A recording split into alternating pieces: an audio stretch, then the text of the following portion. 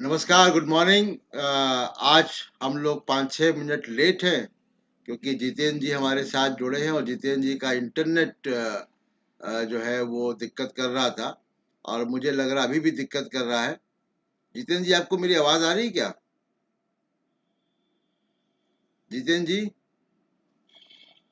तो जितेंद्र जी का इंटरनेट जब तक ठीक होता है तो आज हमको दो तीन विषयों पे बात करनी थी और वो विषय है कि देखिए, भारत का 142वां स्थान है मीडिया की फ्रीडम पे वर्ल्ड इंडेक्स में। 180 देशों में 142वां स्थान है और ये हर साल 2014 से लगातार गिर रहा है। पहले ही बहुत अच्छा नहीं था, लेकिन 2014 से लगातार हर साल गिर रहा है और उसकी वजह तीन चार हैं और वो तीन चार वजह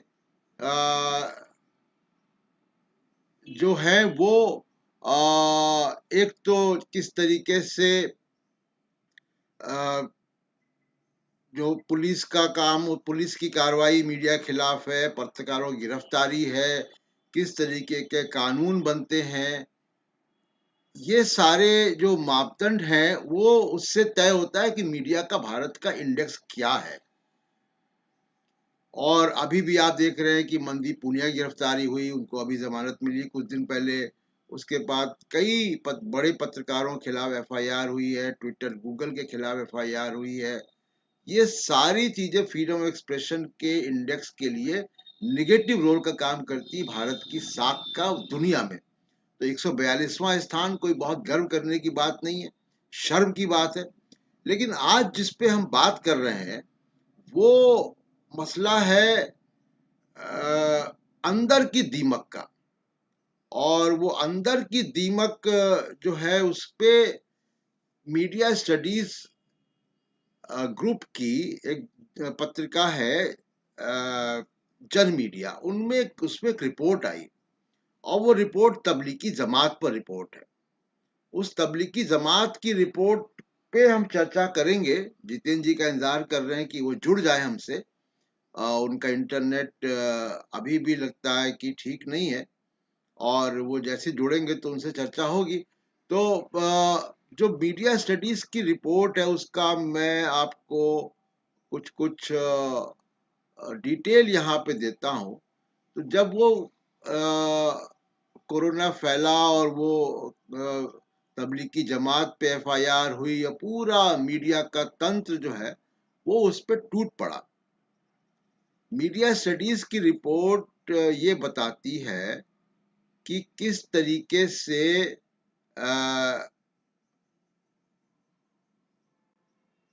फ्रंट पेज पे कैसी कैसी हेडलाइन चली, कैसे। अब आपकी स्क्रीन पे आप देख लीजिए कि टीवी चैनलों ने क्या काम किया। और एक शब्द का इंतजार कीजिएगा कि इसमें जमात शब्द आया है और ये जो जमात शब्द है ये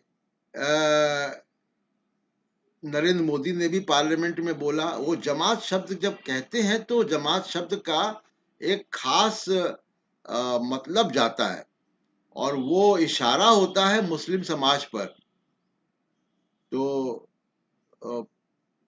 जितेंद्र जी हमारे साथ आ गए हैं और जितेंद्र जी को, माफी।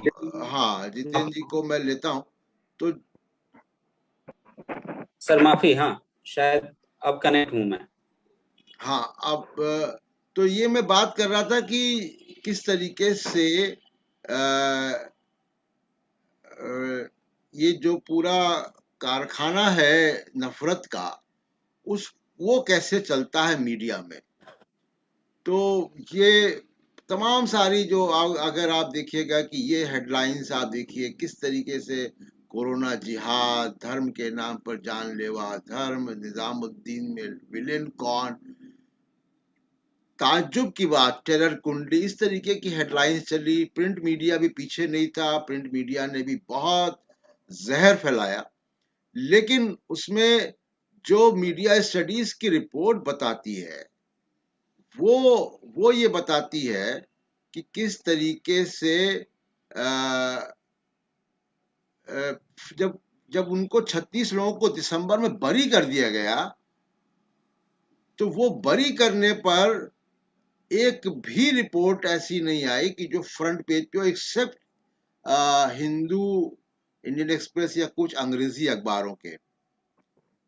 तो मैं 1 मिनट का ब्रेक लूंगा और 1 मिनट के ब्रेक के बाद आप लोग इंतजार कीजिए, और 1 मिनट के ब्रेक के बाद मैं वापस जुड़ता हूँ। जितेंद्र जी को मैं लेता हूँ स्क्रीन पर, और फिर उनसे मैं बात करता हूँ। जितेंद्र जी, आप स्टैंड बाई रहिएगा।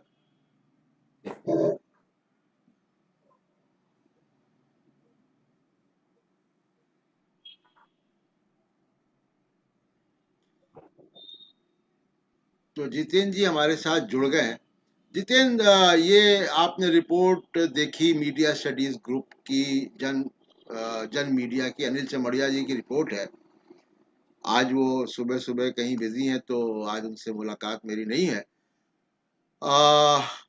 तो ये जो रिपोर्ट है, ये बता रही है किस तरीके से सिलसिलेवार ढंग से हेडलाइंस जो है, मैं अभी मित्रों को दिखा रहा था कि किस तरीके से हेडलाइंस जो है वो चली, और वो हेडलाइंस, लेकिन जब वो जजमेंट आया, तो वो जजमेंट के बाद वो फ्रंट पेज पे नहीं आया। जजमेंट आया कि सबको बरी कर दिया गया।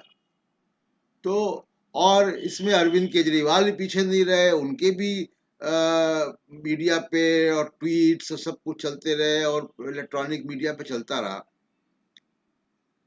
इसी तरीके से आप देखिए कि लव जिहाद का जब मामला आता है तो होता है। आपके जुड़ने से पहले एक बात मैं कह रहा था कि जो एक शब्द है जमात, ये देखिए स्क्रीन पे आपके जमात दिख रहा है। तो ये जो जमात शब्द है, ये बड़ा खास इस्तेमाल होता है मीडिया में भी, और नरेंद्र मोदी ने इसको पार्लियामेंट में भी इस्तेमाल किया। आंदोलनकारी जमात, आंदोलनजीवी जमात, तो वो जमात से इशारा एक जाता है। वो बार बार कपड़ों से पहचानने की बात करते हैं, जमात को सिंबलाइज। तो ये जो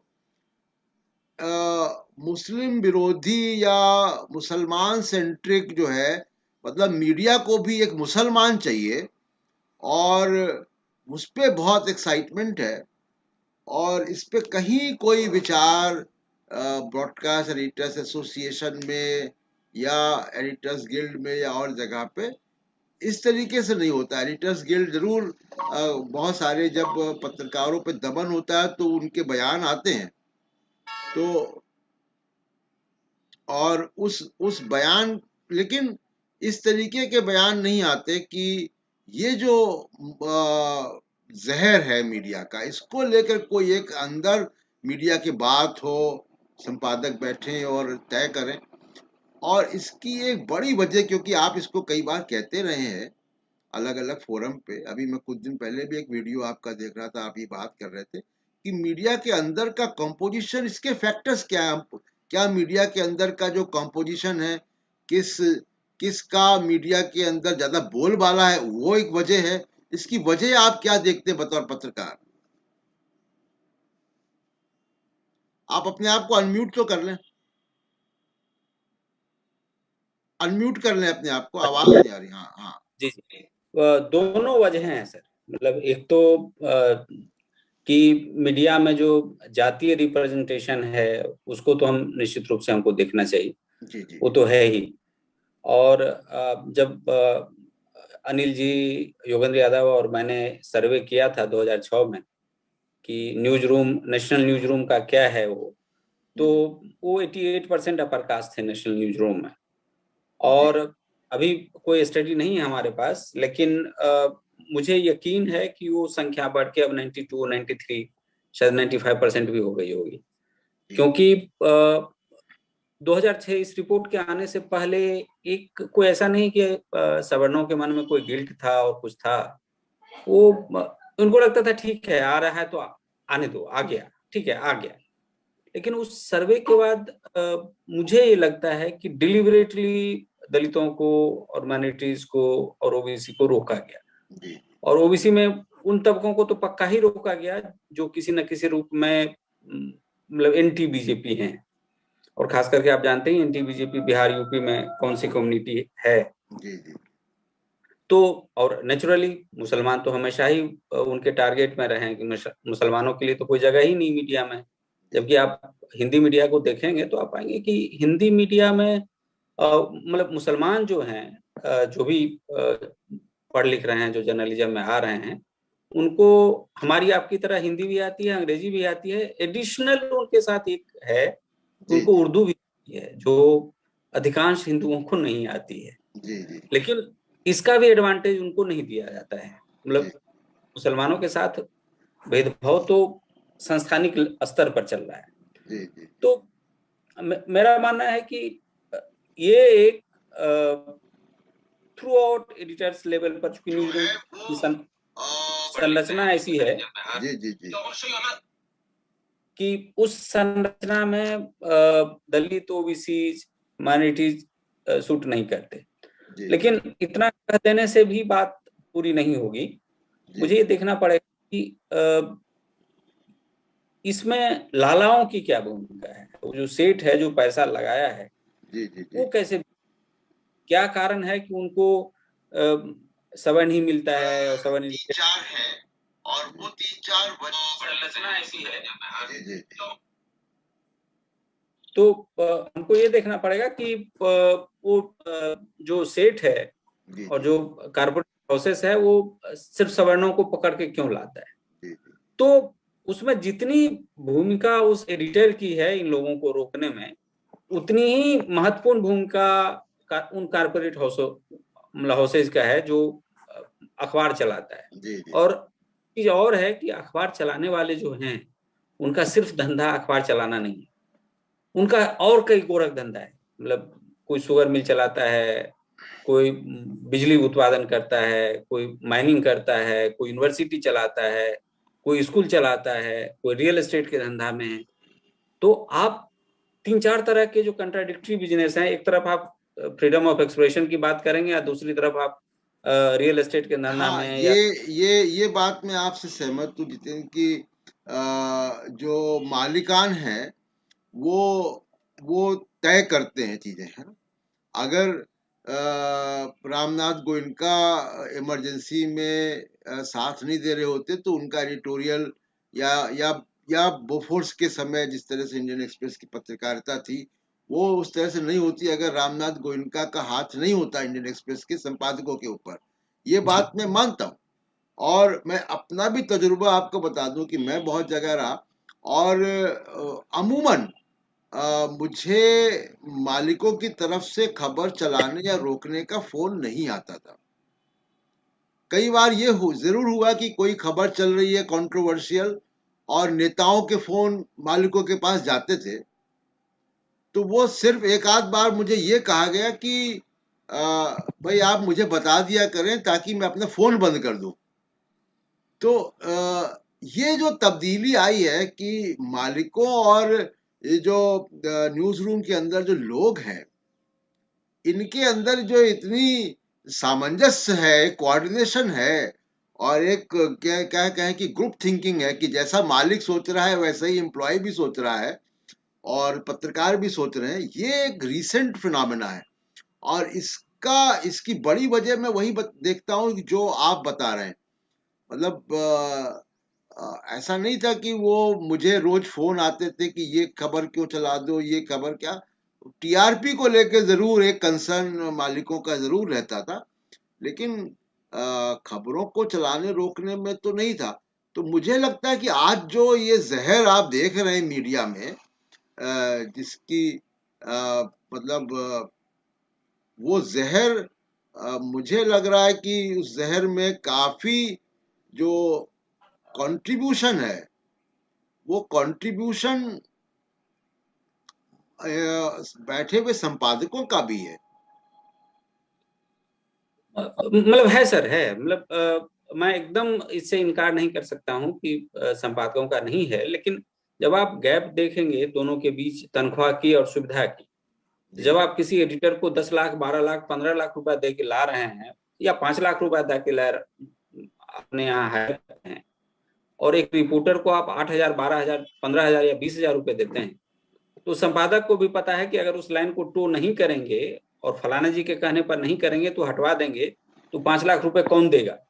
तो जी नैतिकता तो वहां से भी तय हो रही है जी जी कि आपको 5 लाख रुपए चाहिए, और समाज में जो आपको फलाना जी बन के घूम रहे हैं बहुत इंपॉर्टेंट, जी जी वो जी तो आपको वहां से भी तय हो जाएगा कि अगर आप टीवी पर स्क्रीन पर नहीं दिखेंगे तो फलाना जी आप नहीं रहेंगे। जी जी और जो आपने सारे प्रिविलेज लिया है वो झूठ बोल के ही लिया है, उसी गवर्नमेंट के साथ टाई अप करके ही आपने लिया है वो, क्योंकि स्पेशल कोई टैलेंट आप में नहीं था जो एक रिपोर्टर आपके यहाँ जो काम करता है उसमें है, उसमें नहीं है और आप में है। जी एक्चुअली वो रिपोर्टर शायद आपसे ज्यादा काबिल है, क्योंकि लोगों से मिल रहा, हम लोगों से मिल रहा, वो देख रहा है कि जनता क्या कर रही है, लेकिन आप न्यूज रूम में बैठ के कुछ और बोले जा रहे हैं। हम्म, मतलब रिपोर्टर और आज के दिन एडिटर्स के बीच जो गैप है, जी वैचारिक रूप से भी, क्योंकि रिपोर्टर आप देखिए सिंघू बॉर्डर पर या लोनी या वहां, बहुत बेचारा गालियां खा रहा है, बहुत उसकी जलालत हो रही है, और इसलिए हो रही है क्योंकि वो जो न्यूज रूम में बैठा हुआ एंकर है वो कुछ और बोल रहा है।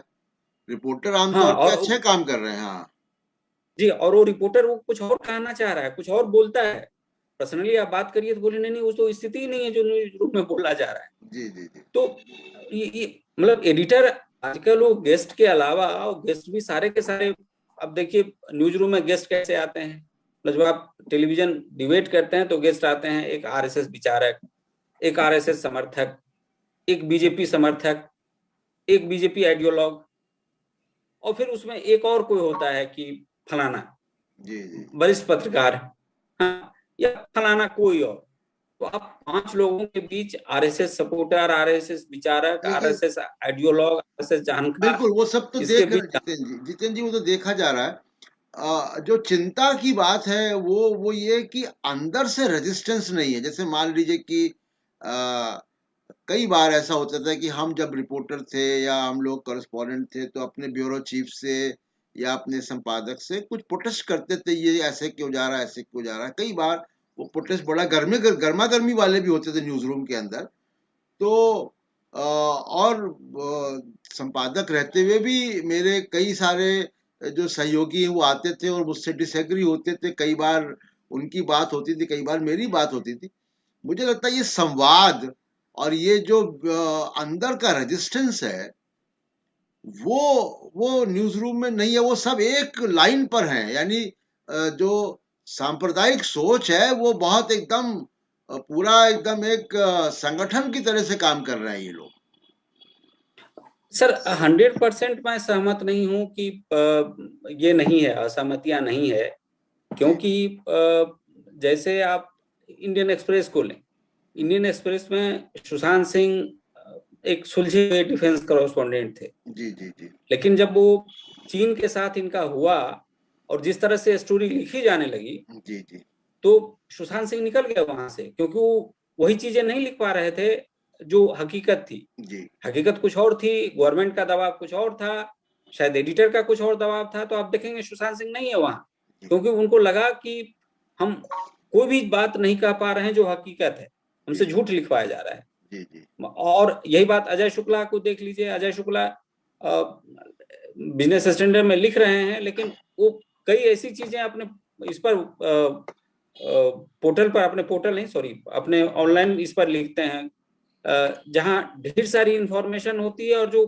बिजनेस स्टैंडर्ड में नहीं लिख पाते हैं। जी जी तो एक है, मतलब लेकिन बहुत छोटा सा तबका रह गया है जो एसर्ट करते हैं और अपने को, लेकिन उनके साथ ये देखना पड़ेगा कि उनकी आर्थिक स्थिति कैसी है, क्या वो निकल के भी सरवाइव कर पाएंगे। जी तो बहुत की स्थिति तो ऐसी हो गई कि सरवाइव ही नहीं कर सकते, मतलब बिना नौकरी के। तो एक नौकरी भी मजबूरी है, एडिटर ने, मालिक ने बना दिया है कि या तो तुम हमारा लैंड तो करोगे या भूखे मरोगे। जी जी।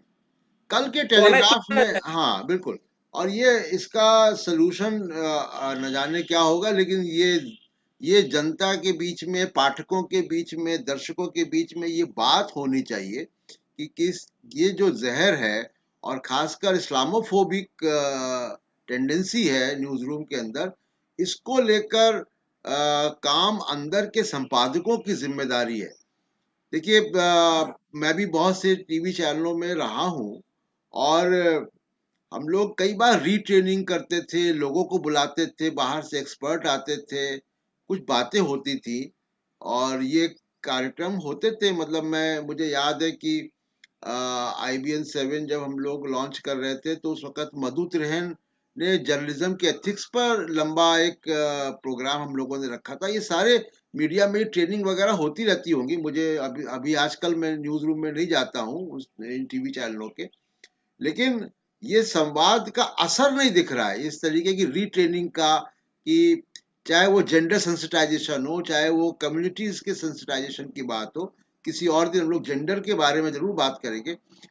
एक और खबर जो कल टेलीग्राफ में आई थी, शायद आपकी नजर पड़ी हो, फ्रंट पेज पे खबर थी, और वो खबर बड़ी सुखद खबर थी कि मतलब वो सवाल खड़ा कर रहे हैं कि जो मीडिया और सरकार खालिस्तानी का किसान आंदोलनों पे आरोप लगा रही है, तो जो खालिस्तान आंदोलन या उस दौर के आतंकवाद के दौरान जिन जिन सिख परिवारों की जाने गई थी, उनको फ्रंट पेज पे लिया है। टेलीग्राफ अच्छा। लगातार बहुत अच्छा काम कर रहा है। टेलीग्राफ के फ्रंट पेजेस भी अलग होते हैं। किसी दिन हम लोग टेलीग्राफ के कई सारे फ्रंट पेजेस लाकर भी चर्चा करेंगे। ये बहुत अच्छी खबर उन्होंने निकाली। ये एक मिसाल है कि कैसी पत्रकारिता आपको करनी चाहिए, कि अगर सरकार और एक बड़ा कोई जो ग्रुप है, और वो और खासकर सरकार की एजेंसियां खालिस्तानी किसान आंदोलन को खालिस्तानी बता रही हैं, जो ये किसान टीकरी बॉर्डर या सिंगू बॉर्डर पे हैं उनको खालिस्तानी बताया जा रहा है। तो वो उन्होंने बताया है कि खालिस्तानी जो कौन है और कौन लोग भुक्तभोगी रहे। हाँ टेलीग्राफ आप भी देखते रहे होंगे, टेलीग्राफ अच्छा काम हाँ। कर रहा है। ओ बहुत बढ़िया सर। और एक चीज और प्रशांत जी मैं बताना चाहूंगा कि अंततः मतलब जो भी मैं कहूँ, अंततः वो एडिटर का ही इथिक्स है, और बिल्कुल। वो रिपोर्टर है कि वो कितना ईमानदार रहना चाहता है या कितना बेईमान होना चाहता और इसमें कोई है। या तो हमको गुरेज नहीं कहने में कि कॉम्प्रोमाइज संपादक हुए हैं। हाँ, और उसको संपादकों को मालिक ने या कहिए तो सरकार ने अपने बिल्कुल घुटने के बल पर लाके खड़ा कर दिया है। बिल्कुल, वो और जब भी सहमत कोई भी है। और हाँ, और कोई संपादक अगर कोई दिखता है तो जी आप अंदाजा लगाइए कि कोई भी किसी भी अखबार में, हिंदी अखबार में जी जी या अंग्रेजी अखबार में एडिटर कौन है, जी जी जी आपको पता ही नहीं चलेगा। जी जी तो एडिटर नामक इंस्टीट्यूशन का इस तरह से विलोप हो गया है जी जी कि जी। जब एडिटर के बारे में पता ना हो तो आप कहाँ हैं और एडिटर कहाँ खड़ा है हाँ, ये नहीं पता। एडिटर का इंस्टीट्यूशन तो बहुत उसमें गिरावट आई है, और अच्छे संपादक अब नहीं, रेयरली दिखते हैं। लेकिन वो सहमति भी है सरकार से या सरकार की नीतियों से, या बीजेपी से और आरएसएस से एक सहमति भी है।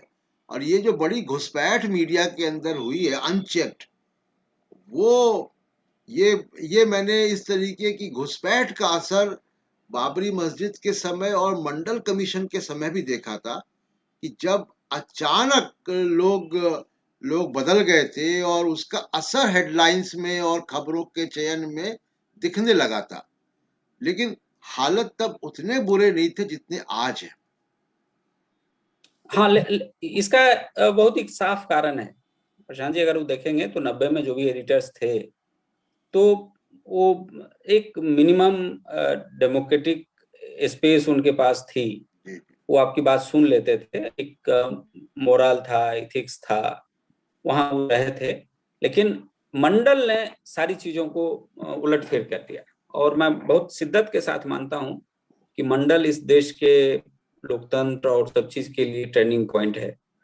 क्योंकि उस समय तक इस देश का जो लिबरल और प्रोग्रेसिव क्लास था, वो मानता था कि ठीक है दलितों के लिए रिजर्वेशन है, लेकिन वो पॉलिटिक्स है, कोई बात नहीं। मंडल आने के बाद इनको लग गया कि अब ये देश हमारा नहीं है और इसको जितना जल्दी हो नष्ट कर दो। क्योंकि वो लिबरल जो सारे थे जी और जो प्रोग्रेसिव थे, उनके बच्चे जा रहे थे मंडल के खिलाफ प्रदर्शन करने। तो भले वो एडिटर हो, भले वो ब्यूरोक्रेट्स हो, भले यूनिवर्सिटी में पढ़ा रहे हो, जी जी जी तो उनके बेटा बेटी अगर प्रदर्शन करके लौट रहे हैं तो उन्होंने कहा नहीं कि अफर्मेटिव एक्शन है। क्योंकि लगातार वो डाइनिंग टेबल पर बोलते रहे कि अंबेडकर के चलते समस्या रिजर्वेशन की। जी जी। रिजर्वेशन को उन्होंने कभी अफर्मेटिव एक्शन के रूप में लिया नहीं, और उसके बाद आप देखेंगे कि सारे इंस्टीट्यूशन नष्ट होने लगे। तो 90 में जो लोग आपके यहाँ जो काम करता है उसमें जी जी जी। छोटे से थे, मतलब जिनकी जो बच्चे 18, 20, 22 साल के थे, जो प्रदर्शन कर रहे थे, नौकरी के तलाश में थे, वो मंडल के बाद आज के दिन वो अगर ब्यूरोक्रेसी में है तो ज्वाइंट सेक्रेटरी है, अगर जर्नलिज्म में है तो एडिटर है, या न्यूज एडिटर है, डिप्टी एडिटर है, और एनजीओ में है तो हेड कर रहा है। तो वही समाज को शेप अप कर रहा है, और नेचुरली, और वो सारे के सारे बीजेपी में उसी समय में मानसिक रूप से चले गए थे। तो वो तो गैप आपको दिखेगा। अच्छा, और आखिर में। टर्निंग, जी बिल्कुल। और टर्निंग उस। पॉइंट मैं मतलब मानता हूँ, जी इतनी हेट्रेड। और ये एक चीज प्रशांत जी मैं और कहना चाहता हूँ कि बीजेपी इस देश के लिए इतना बड़ा खतरा नहीं है जो खतरा आरएसएस है। जी। जब नहीं, वो तो तक एक आरएसएस, ही की है, उसमें कोई अंतर है क्या, मतलब। हाँ नहीं, वो आरएसएस जो है उसके पीछे उस सबसे बड़ा खतरा है। एक पॉलिटिकल पार्टी के रूप में आप किसी से आप फाइट कर सकते हैं, तो लेकिन आरएसएस से सबसे जरूरत है इस देश को बहुत मन सीरियसली उसको लेना पड़ेगा, जिसको हमने बहुत सीरियसली लिया नहीं कभी। जी जी। मंडल के समय जो बातें आई, मेरे जो आप जिस तरफ इशारा कर रहे हैं, वो उसका ही असर आज हमको दिख रहा है बड़े व्यापक तरीके से। और मीडिया स्टडीज ग्रुप की जिस रिपोर्ट के बारे में, तबलीगी जमात के बारे में बात कर रहा था, वो मैं कमेंट बॉक्स में इस लाइव के बाद डाल दूंगा। और आखिर में जितेंद्र जी, एक और खबर पे हम लोग बात करना चाह रहे थे, और वो है भारत अमेरिकी रिश्ते और जो बाइडेन के बाद के। क्योंकि वो अब की बार ट्रम्प सरकार तो नहीं आई, जो अमेरिका में जाके घोषणा हुई थी मोदी साहब की तरफ से। और एक वॉशिंगटन पोस्ट में खबर, कल के वॉशिंगटन पोस्ट में आई है, और वो खबर है कि प्रेसिडेंट बाइडेन ने जब पहला भाषण दिया है, और वो उन्होंने कहा है कि यूएस इज बैक। और यूएस इज बैक का जो मतलब है कि अमेरिका वापस अब ग्लोबल रोल में आ रहा है। जो ट्रम्प के समय उसने अमेरिका फर्स्ट की नीति के तहत वो चले गए थे वहां से, तो उसका बड़ा वेलकम हुआ है, मर्केल ने वेलकम किया है, कुछ राइडर के साथ फ्रांस ने भी उसको वेलकम किया। वो अपने बेसिकली अपने एलाइज को उसने एड्रेस करते हुए कहा है कि अमेरिका इज बैक।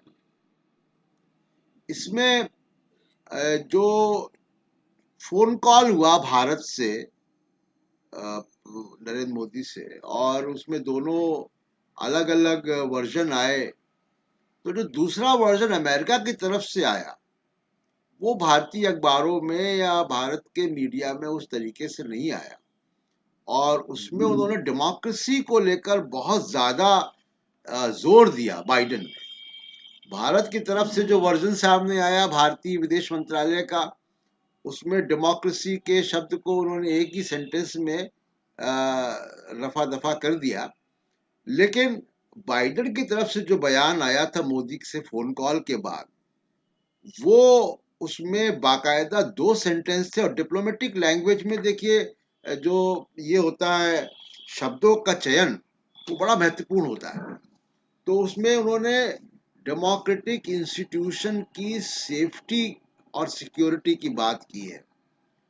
उन्होंने, बाइडेन ने डेमोक्रेसी को भारत अमेरिकी रिश्तों के बीच में एक पुल के तौर पे बताया है। सबको मालूम है कि डेमोक्रेसी की हालत भारत में इस वक्त क्या है, डेमोक्रेटिक इंस्टीट्यूशंस की हालत क्या है। वेस्ट भी जान रहा है कि किस तरीके का पुलिस राज है। जब वो ग्रेटा थंबर्ग की टूल किट जिसपे वो लोग हंस रहे होंगे, उसमें दिल्ली पुलिस की एफआईआर है। और तो ये जो बाइडेन के बाद के रिश्ते होंगे, इस पे आपकी नजर है रही होगी। सर वो नेचुरली जब हम ट्रम्प की बात करेंगे तो ट्रम्प और जो बिडेन में तो आकाश पाताल का अंतर है। मतलब इसको कह लीजिए कि वही मनमोहन सिंह और नरेंद्र मोदी टाइप का मामला है। लेकिन हम एक चीज को शायद भूल रहे हैं कि जब ओबामा आए थे और उन्होंने जो इतनी खरी खोटी सुनाई खेलगांव में, तो जब वो अपने मोदी जी कह रहे थे कि दोस्त है तो इतना सुना के गए थे, लेकिन मोदी जी के सेहत पर कोई अंतर नहीं पड़ा। तो वो एक रेखीय इसमें चल रहे हैं और इनको दुनिया क्या कहती है उनसे कोई लेना देना नहीं है। तो ये सब तो यही अमेरिका के बारे में एक बात मैं और कहना चाह रहा था कि ट्रम्प चुनाव भले ही जीत गया हो, लेकिन इंस्टीट्यूशंस उसके इतने मजबूत थे कि 4 घंटे में वापस ले आए ना वो अमेरिका को। तो चाह के भी ट्रम्प वो सब सारे काम नहीं कर पाए जो उनकी सदिच्छा थी। जी। और आप यहाँ देखें कि मोदी जी की जो सदिच्छा है उसको इंस्टीट्यूशन सारे, जुडिशियरी, ब्यूरोक्रेसी, बिल्कुल, इंक्लूडिंग सिविल सोसाइटी मदद कर रहा है। और सिविल सोसाइटी के बारे में एक वो उनकी किताब है मीरा नंदा की, और उन्होंने कहा, लिखा है उसमें कि अपने देश में, मतलब भारत में सिविल सोसाइटी की परेशानी ये है कि वहां भी सारे अपर कास्ट ही भरे हुए हैं। तो अपर कास्ट का नेचुरल एलाई जो है बीजेपी है इस देश में। लेकिन कुछ लोगों को एक मैं ट्रम्प के सिलसिले में बात ये कहना चाह रहा हूँ कि थोड़े जो तब्दीलियां दिख रही हैं मुझे, जिसपे भारतीय मीडिया में जो विश्लेषण आ रहे हैं उस तरफ अभी तवज्जो कम है, वो ये कि ट्रम्प, ये बाइडेन की जो फॉरेन पॉलिसी है उसमें ह्यूमन राइट एक सेंट्रल इंग्रेडिएंट होने जा रहा है, एक सेंट्रल सब्जेक्ट होने जा रहा है। और वो लगातार बहुत जोर दे रहे हैं। उनकी टीम को भी अगर आप देखिएगा तो उनकी टीम में भी जो करियर, ह्यूमन राइट करियर के लोग उनकी टीम में काफी हैं। और मेरे ख्याल से चाइना को लेकर वो ह्यूमन राइट के इश्यूज को, डेमोक्रेसी और ह्यूमन राइट के इश्यूज को लेकर वो एक ग्लोबल डिप्लोमेसी अमेरिका की तरफ से आने वाली है। और ये भारत के लिए खासकर नरेंद्र मोदी के रहते हुए और जिस तरीके का हमारे यहाँ पुलिस और अदालतें हैं अभी, तो थोड़ा मुश्किल होगा इनके लिए, ये जर्नी मुश्किल होगी। और जिस तरीके से कमला हैरिस की भतीजी को ट्रोल भी कर दिया, दुनिया को मालूम है कि कैसे क्या ट्रोल किया गया, सब जानते हैं वो कौन लोग हैं पीछे। लेकिन एक बात और मैं ऐड करना चाह रहा था यहाँ कि जिस तरह से यहाँ उन्होंने, मतलब मोदी सरकार ने ग्रीन पीस को टारगेट किया, सिविल सोसाइटी जो सो कॉल्ड सिविल सोसाइटी है, मतलब इस सारी परेशानियों के बावजूद कि सारे सवर्ण हैं वहां पर, तब भी थोड़ा बहुत तो काम वो लोग प्रोटेस्ट करते ही रहे थे इस सरकार का। लेकिन जिस तरह से एमनेस्टी इंटरनेशनल को बैन कर दिया इस देश में, ग्रीन पीस को जिस तरह से नष्ट कर दिया, मतलब आप इन्वायरमेंट को लेके इतना बढ़िया काम करने वाली एक संस्था, उसको आपने खत्म कर दिया। एमनेस्टी ह्यूमन राइट को लेके बात करने वाली, तो निश्चित रूप से इस गवर्नमेंट के ऊपर अमेरिका का अगर दबाव होगा तो होगा इन सब चीजों के लिए। हर चीज को बेसिक, आप एक सिटीजन के राइट को कैसे खत्म कर दे रहे हैं, इसको लेके बात तो होगी और वहां हो रही होगी। और सबसे महत्वपूर्ण बात है कि उसमें जो ग्रुप है उसमें एक कश्मीर की लड़की है। जी। और उस कश्मीर को आपने क्या करके रखा है, कुछ तो वो बोलेगी, क्योंकि कुछ तो एथिक्स उस लड़की में होगा। वो अमेरिका में देखिए डेमोक्रेसी ह्यूमन राइट्स का एक मंत्रालय है और वो वहां मंत्री हैं उस विभाग की जिनकी आप चर्चा कर रहे हैं। जी, तो होगा और निश्चित ही होगा। और गवर्नमेंट को सिर्फ चुनाव जीतने का ही, मतलब लोकतंत्र, हमारे साथ दिक्कत ये हुई इस देश में कि चुनाव जीतने को ही हम लोकतंत्र मानते हैं। लोकतंत्र एक वैल्यू है, उसमें किसी का कोई भरोसा नहीं है, और खास करके इन लोगों का तो बिल्कुल ही भरोसा नहीं कि वेलफेयर होता है उसमें। लोकतंत्र में लोगों के भावना को समझना होता है, लोगों का वेलफेयर, मतलब सब कुछ है। लेकिन ये लोग समझते हैं कि चुनाव जीत गए तो उसके बाद हम लोकतांत्रिक हैं। जी, तो जितेंद्र जी बहुत शुक्रिया। आज की चर्चा हम लोग यहीं खत्म करते हैं और कल फिर मीडिया से जुड़े हुए किसी विषय पर हम आपके साथ आएंगे। और आज जो मीडिया स्टडीज की रिपोर्ट है, इस पे हमने चर्चा शुरू की थी, वो मैं कमेंट बॉक्स में डाल दूंगा उसका यूआरएल, और उसको आप लोग जी जी। डाउनलोड कर सकते हैं, पढ़ सकते हैं। और शुरुआत में जितेंद्र जी का इंटरनेट थोड़ा धोखा दे गया आज, तो थोड़ा विलम्ब हुआ, उसके लिए माफी। और कल से हम लोग कोशिश करेंगे कि इंटरनेट, देखिए हम लोगों के बस में नहीं है कि कब निकल जाए क्या हो जाए। इतना इंटरनेट बंदी जो है वो भारत में सबसे ज्यादा है, और ये भी फ्रीडम ऑफ स्पीच का के ऊपर एक बड़ा हमला है। तो आज की चर्चा यही समाप्त करते हैं। बहुत बहुत शुक्रिया जितेंद्र जी, जुड़ने के लिए। बहुत बहुत शुक्रिया। और मेरी तरफ से भी माफी दर्शकों से कि अब इंटरनेट हमारे के बस में चलते। नहीं है इंटरनेट का ठीक होना। ठीक है, ओके।